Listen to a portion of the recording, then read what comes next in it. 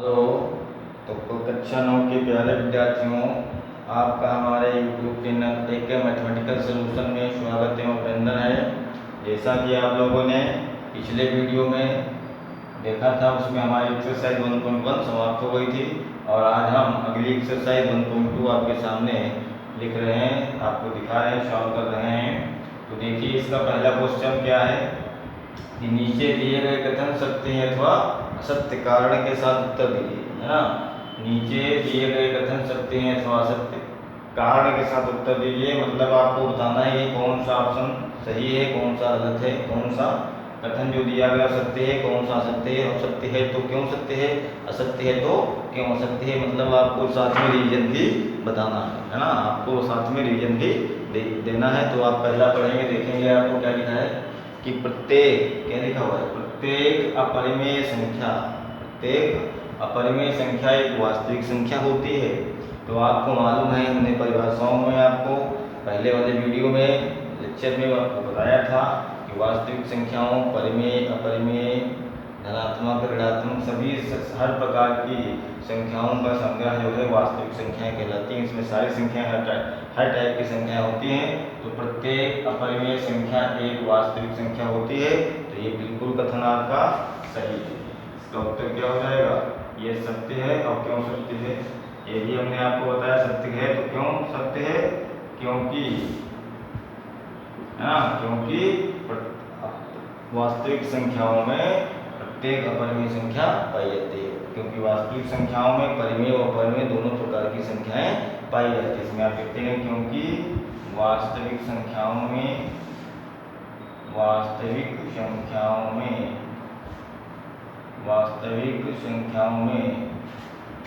परिमेय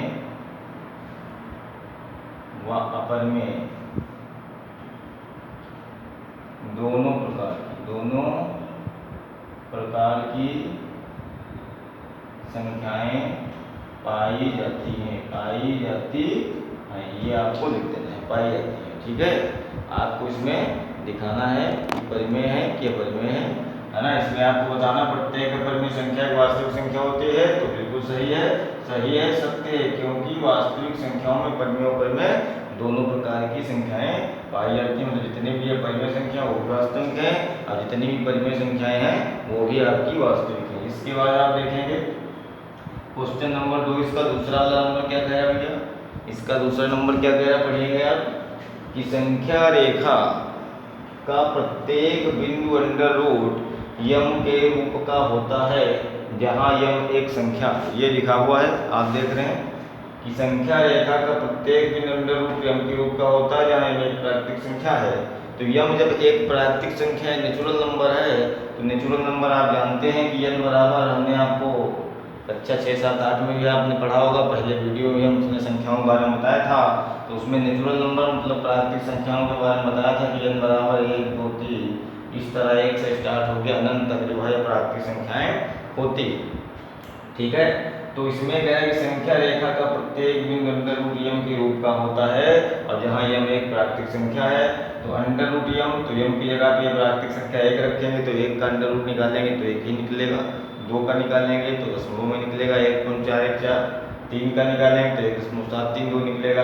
4 का वर्गमूल निकालेंगे तो 4 का वर्गमूल कितना होता है, 2 होता है ना, 4 का वर्गमूल 2 होता है। और संख्या रेखा आपकी बनी होती, जानते हैं संख्या रेखा पे हम लोग पूर्णांकों को ही ऐसे दिखाते हैं, +1 और +2, है ना।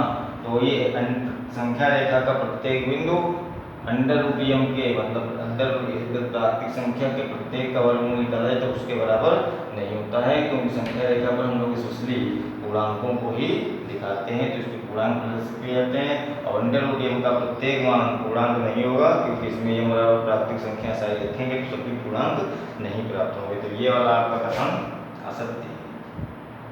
ठीक है, ये वाला कथन असत्य है, हमने एक्सप्लेन भी आपको कर दिया। लिख देंगे असत्य, क्योंकि अंडर रूट यम का प्रत्येक मान एक पूर्ण संख्या नहीं प्राप्त होगा। ठीक है, और इसके बाद तीसरा देखेंगे, प्रत्येक वास्तविक संख्या एक परिमेय संख्या होती है। अब पहले का अपोजिट है, पहले का प्रत्येक अपरिमेय संख्या एक वास्तविक संख्या होती है, तो वो सही हो गया। अब प्रत्येक वास्तविक संख्या एक अपरिमेय संख्या होती है, तो जब पहला वाला सही था और ये उसका उल्टा कथन है तो इसका उल्टा ये भी होगा। तो पहला वाला जो सही था और दूसरा वाला उसका उल्टा गलत होगा, क्योंकि पहले वाले कथन का जस्ट अपोजिट है। तो पहला वाला कथन ये सत्य था तो उसका अपोजिट दूसरा कथन असत्य होगा, क्योंकि वास्तविक संख्याओं में परिमेय, अपरिमेय, धनात्मक, ऋणात्मक, है ना, सारी हर प्रकार की संख्याएं सम्मिलित होती हैं। तो उसमें प्रत्येक वास्तविक मतलब सारी परिवास्तविक संख्याएं वो अपरिमेय ही होती हैं ना। इसमें कह रहा है कथन के अनुसार कि प्रत्येक वास्तविक संख्या एक अपरिमेय होती है, मतलब प्रत्येक वास्तविक संख्या में जितनी भी वास्तविक संख्याएं हैं वो सब क्या है, सब अपरिमेय है। ऐसा नहीं है ना, वास्तविक संख्याओं में परिमेय भी हैं, अपरिमेय भी हैं, शांत अशांत, है ना, धनात्मक, ऋणात्मक सारी संख्याएं होती हैं। तो सभी संख्याएं अपरिमेय नहीं होती हैं, कुछ परिमेय भी होती हैं, है ना। तो ये वाला कथन आपका असत्य हो गया, ये वाला कथन आपका असत्य हो गया। ठीक है, इसमें एक्सप्लेनेशन में क्या लिखेंगे, इसमें एक्सप्लेन करेंगे, लिखेंगे असत्य क्योंकि वास्तविक संख्याओं में परिमेय और अपरिमेय दोनों प्रकार की संख्याएं पाई जाती हैं, या ऐसे लिखेंगे असत्य क्योंकि वास्तविक संख्याओं में अनेक प्रकार की संख्याएं पाई जाती हैं या अन्य प्रकार की संख्याएं भी पाई जाती हैं। ठीक है, असत्य क्योंकि वास्तविक संख्याओं में अन्य प्रकार की भी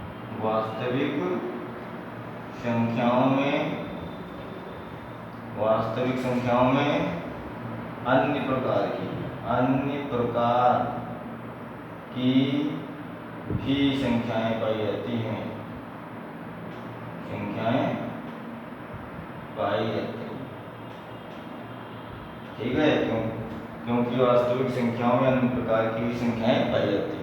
ठीक है, तो ये पहला क्वेश्चन था, 3 स्टेटमेंट दिए हुए थे, आपको सत्य सत्य बताना था। इसके बाद दूसरा क्वेश्चन आप देखेंगे, लिखा हुआ है क्या सभी धनात्मक पूर्णांकों के वर्गमूल अपरिमेय होते हैं। समझिएगा बात को, क्या सभी धनात्मक पूर्णांकों के वर्गमूल अपरिमेय होते हैं, यदि नहीं तो एक ऐसी संख्या के वर्गमूल का उदाहरण दीजिए जो एक परिमेय संख्या है।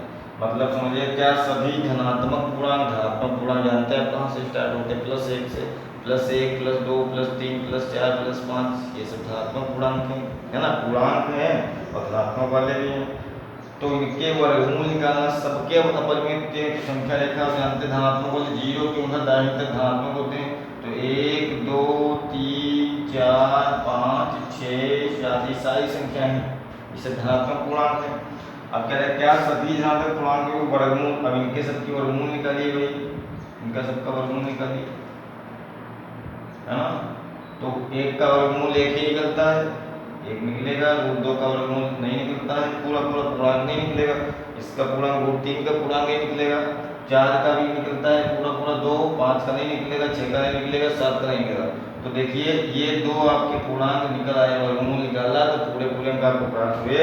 तो ये आपके परिमेय हो गए, बाकी ये क्या हो गए, बाकी अपरिमेय हो गए। ठीक है, बाकी क्या हो गए, बाकी अपरिमेय हो गए। तो इसमें आपको दिखाना था, उदाहरण भी लेना था। कह रहा था कि क्या सभी धनात्मक पूर्णांकों के वर्गमूल अपरिमेय होते हैं, ये नहीं तो एक ऐसी संख्या का वर्गमूल का उदाहरण दीजिए जो परिमेय संख्या। तो कोई भी उदाहरण आप ले सकते हैं, 1 का ले सकते हैं, 4 का ले सकते हैं, 9 का ले सकते हैं, जिसका वर्गमूल पूरा निकल आए। 1 का, 4 का, 9 का, 16 का, 25 का, 36 का, 49 का, 64 का, है ना, 81 का, 100 का, कोई भी एक एग्जाम्पल, कोई भी आप उदाहरण दे सकते हैं। तो इसके उत्तर में लिख देंगे आप, क्या सभी धनात्मक पूर्णांकों के वर्गमूल अपरिमेय होते हैं, नहीं, तो लिख देंगे नहीं होते हैं, अपरिमेय नहीं होते हैं, है ना। क्या सभी धनात्मक पूर्णांकों के वर्गमूल अपरिमेय होते हैं, तो लिख देंगे नहीं होते हैं। ठीक है, तो उदाहरण कह रहा है, तो संख्या के वर्गमूल का उदाहरण देंगे, तो एक ऐसी संख्या के वर्गमूल का उदाहरण दीजिए जो एक परिमेय संख्या है।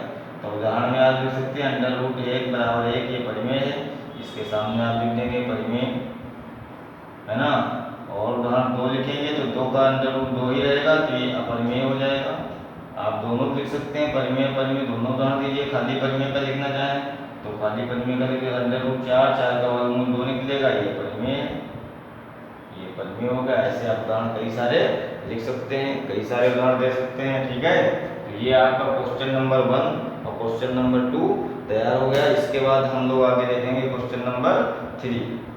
इसके आगे हम लोग क्वेश्चन नंबर 3 देखेंगे। क्वेश्चन नंबर 3 क्या है भाई कि अंडर रूट 5 को संख्या रेखा पर प्रदर्शित कीजिए। क्वेश्चन नंबर अगला आपका जो है वो है अंडर रूट 5 को संख्या रेखा पर प्रदर्शित कीजिए।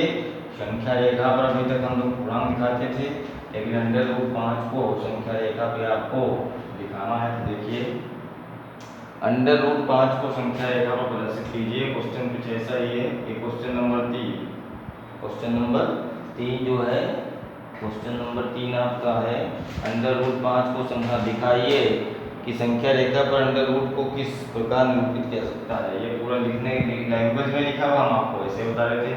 दिखाइए कि अंडर रूट 5 को संख्या रेखा पर किस प्रकार दिखाइए कि अंडर रूट 5 को संख्या रेखा पर किस प्रकार निरूपित किया जा सकता है।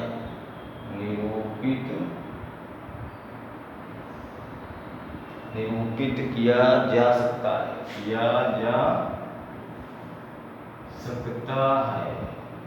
ठीक है, ये आपको दिखाना है कि अंडर रूट 5 को संख्या रेखा पर किस प्रकार हम लोग दिखा सकते हैं, ये आपको दिखाना है। तो देखिएगा संख्या रेखा पर, देखिए संख्या रेखा पर भैया सबसे पहले हम क्या करेंगे, संख्या रेखा बनाएंगे। ठीक है, यहाँ पे 0 है, यहाँ पे ओ मध्य बिंदु है, ओ लिख दिया, यहाँ पे ए है। ठीक है, यहाँ पे +1 था, इधर -1 होगा, ये +1 वाला है। तो ये दूरी हम ले लेंगे, OA बराबर 1 ले लेंगे। कितनी ले लेंगे देखेंगे आप लोग, इसका उत्तर देखेंगे भाई। OA बराबर 1 इकाई, OA बराबर 1 इकाई और AB बराबर कौन सी, AB बराबर 1 इकाई। OA बराबर 1 इकाई ले सकते हैं, AB बराबर 1 इकाई ले लेंगे। तो ये आपकी 1 इकाई हो गई। 1 इकाई इस पे हम संपूर्ण त्रिभुज बनाएंगे, ये आपका हो गया, इसको इससे मिला देंगे। देखते जाइएगा, ये आपका 1 है, ये आपका 1 है। ठीक है, ये आपका 1 है, OA AB ये B बिंदु है, ये भी आपका 1 है। देखिए संख्या रेखा पर हम लोग कैसे दिखाते हैं। अब एक OAB एक समकोण त्रिभुज है। कैसा त्रिभुज है, OAB एक समकोण त्रिभुज है। अब समकोण त्रिभुज है तो आप जानते हैं कि पाइथागोरस थ्योरम समकोण त्रिभुज में लागू है। कक्षा 8 में आपने पढ़ा था कि कर्ण का स्क्वायर बराबर आधार का स्क्वायर प्लस लंब का स्क्वायर। तो समकोण त्रिभुज, इसके नीचे लिखेंगे समकोण त्रिभुज AOB में पाइथागोरस प्रमेय से क्या होगा, कर्ण का स्क्वायर, कर्ण आपका भैया कौन है, OA, OB स्क्वायर बराबर OA square plus AB square. मतलब ये लिखा हुआ है कर्ण का स्क्वायर बराबर आधार का स्क्वायर प्लस लंब का स्क्वायर, है ना। ये लिखा हुआ है OB स्क्वायर बराबर, मतलब कर्ण का स्क्वायर बराबर आधार का स्क्वायर प्लस लंब का स्क्वायर। तो अब देखिए आपका OB हमको पता नहीं कितना है, OB निकालना है। तो ये OB बराबर OA हमने लिखा कितना है, 1 इकाई लिया है, तो 1 का स्क्वायर होगा AB, तो 1 का स्क्वायर होगा, तो OB स्क्वायर बराबर 1 का स्क्वायर 1 हुआ प्लस 1 का स्क्वायर 1 हुआ। तो ये OB स्क्वायर बराबर 1 का 1 कितना हो गया, 2 हो गया। तो OB बराबर कितना होगा, स्क्वायर हटाएंगे तो अंडर रूट दूसरी तरफ लग जाता है। बाएं पक्ष में स्क्वायर हटाया जाए तो दाहिनी तरफ अंडर रूट लग जाता है। तो इसका मतलब ये वाला मान हमारा आ गया अंडर रूट 2। कितना आ गया, अंडर रूट 2। अब इस OB को आधार मान के, इस OB को आधार मान के B पे 90 अंश का कोण फिर से बनाएंगे। इस पे 90 अंश का कोण बनाएंगे ऐसे, इस पे 90 अंश का कोण फिर बनाएंगे और इसको 1 इकाई फिर से देंगे। हर बार 1 इकाई का 90 अंश का कोण बनाते जाएंगे। अब इसको आप ऐसे मिलाएंगे, इसको ऐसे सीधे आप मिलाएंगे इसे। ठीक है, इसको यहाँ O से मिला देंगे। अब देखिए ये वाली भुजा OB आपकी अंडर रूट 2 है, ये B के बाद हमने लिख लिया C, ये BC आपकी 1 फिर से हो गई। तो फिर से आप लिखेंगे, क्या करेंगे, फिर से आगे इसी के आगे आप सॉल्व करते जाएंगे। समकोण त्रिभुज, इसी के आगे आप करते जाए, कई राउंड में आपको करना है। समकोण त्रिभुज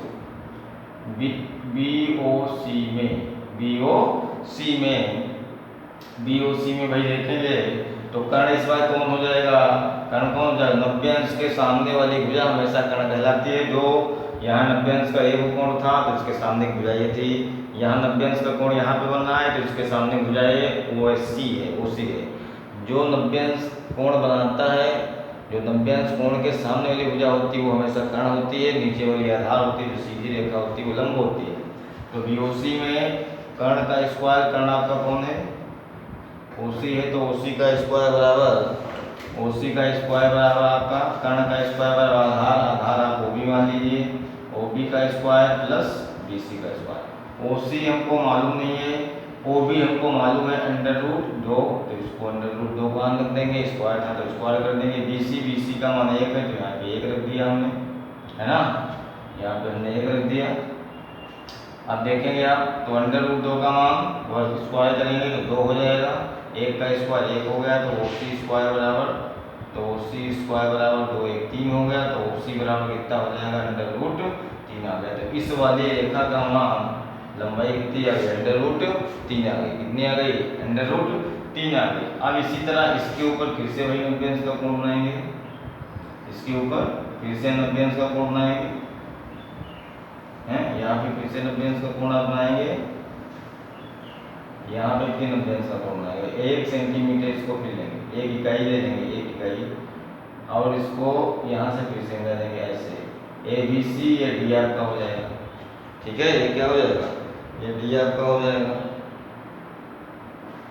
ये डी आपका हो गया। अब फिर से वही करेंगे, फिर से अगला त्रिभुज समकोण बन गया, इसमें आप लगाएंगे पाइथागोरस थ्योरम। समकोण त्रिभुज सीओडी में, समकोण त्रिभुज सीओडी में, समकोण त्रिभुज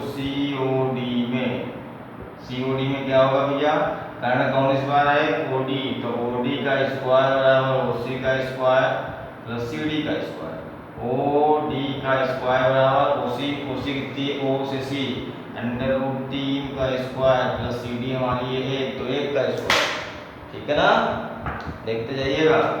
√3 का स्क्वायर 3 होता है, 1 का स्क्वायर 1 होता, तो ओडी स्क्वायर बराबर 3 + 1, तो ओडी स्क्वायर बराबर हो गया 4, तो ओडी बराबर हो जाएगा, स्क्वायर हटाएंगे तो √4, तो ओडी बराबर आपका आ गया 2 दूनी 4, 4 का वर्गमूल कितना होता है, 2 होता है, तो ये आपका 2 निकल आया, ठीक है। इसके बाद आप फिर से करेंगे, इसके बाद अगली बार आप फिर करेंगे क्या, इसके बाद आप डी से फिर एक समकोण भुजा बनाती हुई एक रेखा खींचेंगे 1 सेंटीमीटर की, 1 इकाई लेके, है ना, 1 इकाई से एक रेखा खींचेंगे डी से।